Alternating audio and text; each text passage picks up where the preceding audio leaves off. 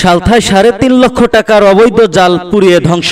ফরিদপুরে সালথায় অভিযান চালিয়ে ৩.৫ লক্ষ টাকার চায়না দুয়ারি ও কারেন্ট জাল জব্দ করেছে ভ্রাম্যমাণ আদালত।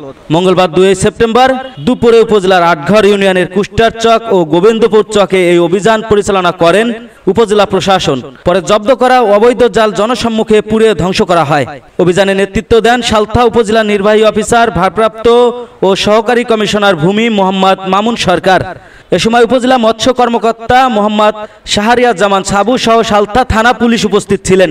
সালথা উপজেলার নির্বাহী অফিসার ভারপ্রাপ্ত মোহাম্মদ মামুন সরকার বলেন, সালথা উপজেলার আটঘর ইউনিয়নের গোবিন্দপুর, খাগর, খোয়ার, সেনহাটি এলাকায় মৎস্য রক্ষা ও সংরক্ষণ আইন অনুযায়ী অভিযান পরিচালনা করা হয়।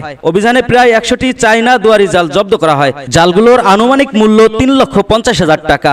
চায়না দুয়ারি জালের ফাঁস কারেন্ট জালের চাইতে শুল্ক এবং এতে মাছের পোনা সহ প্রায় সকল জলজ প্রাণী আটকা পড়ে, যা জলজ বাস্তুসংস্থান ধ্বংসের জন্য দায়ী। অভিযানকালে কাউকে আটক করা সম্ভব হয়নি। জব্দকৃত জাল আগুনে পুড়ে বিনষ্ট করা হয়। আমাদের এই অভিযান অব্যাহত থাকবে।